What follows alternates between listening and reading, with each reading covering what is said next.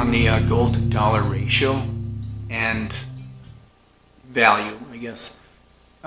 Said value of what it should be at, in my opinion, and what history tells us over the thousands of years it's been used as a currency and as money.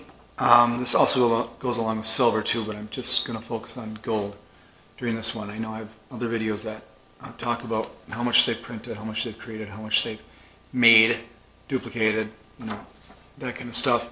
This sort of ties in with that. So if you just quickly, if you think about it, in 1919, the silver to gold ratio, or excuse me, the silver to dollar ratio was a lot less than it is now. There's a lot less silver per currency that's out there. Same with gold. There's a lot less. There's a lot more currency out there than what there is gold nowadays. So that's ratio has changed. So because of that, if you look at 1919, the rate or the ratio of it equated to be, if you're figuring dollar amounts, each ounce of silver was $2.65. If you figure out how much currency is out there versus how much silver is out there. Excuse me.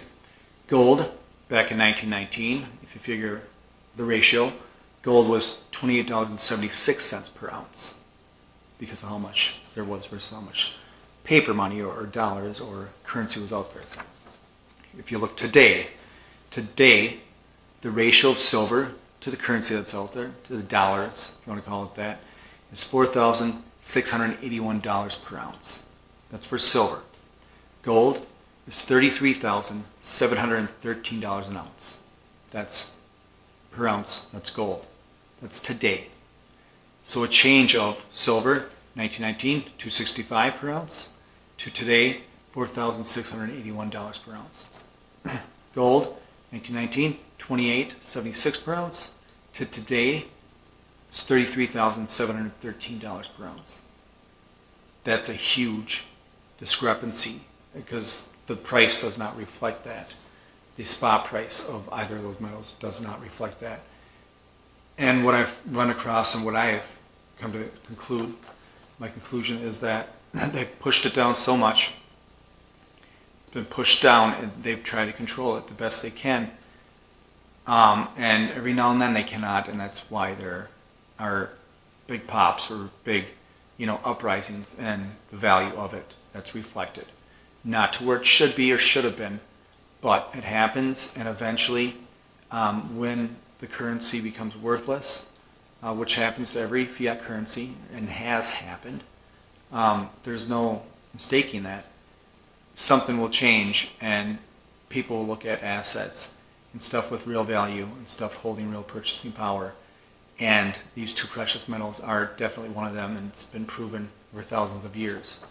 So in terms of something that's a little more relatable, I've said this kind of stuff before, but 1930 to 1940, average Chevy car cost 16 to 18 ounces of gold. Cost you 16 to 18 ounces of gold for your standard Chevy car back in 1930 to 1940. Today, average Chevy car, your middle tier Chevy car, cost you 16 to 18 ounces of gold today. That's the same as it was 1930s to 40s.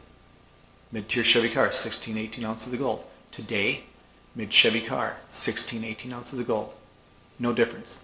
Nothing's changed because the value, the purchasing power of gold and silver, they hold and they have that. They do not lose their purchasing power like the fiat currencies do, like the dollar does, because of inflation, because of a whole bunch of other things that happen. So I'll just give one more example, make this video quick. 1927, median Harley price, Harley Davidson price, would cost 11 ounces of gold to purchase that. 11 ounces of gold, medium Harley, 1927. Today, median Harley, right in the middle, what it would cost you is 11 ounces of gold. 11 ounces of gold is equivalent to what it would cost you to get that median Harley Davidson motorcycle. No change. Not at all. That's purchasing power. That's what stays. That is not losing what you've worked for, what your labor has, you've sweat and stressed and that kind of stuff at working to get something, whether that be gold, silver, something that retains its purchasing power, that's real purchasing power. That is stuff that you don't lose, like the fiat systems that are all over because of inflation, because of a whole bunch of other, I'm calling it corrupt things that happen that just gets, in my opinion, stolen from you. It's theft. There's no mistake about it. There's no changing that. I mean, history tells you where it's been and where it is. But do a little more digging on this. I mean, this goes across the board for food, for shelter, for the most part, for a whole bunch of other things, guns and ammo. If you just look across grains, it's the purchasing power of gold and even silver at times has been the same then as it is today. But we don't exchange in that. We exchange in a fiat system that, in my opinion, steals and takes from us every second, every day, every week, every month, every year. Becomes worth less and less and less as far as purchase power goes. So anyways, thank you for watching. Protect your family, protect yourself, protect your wealth, protect your health.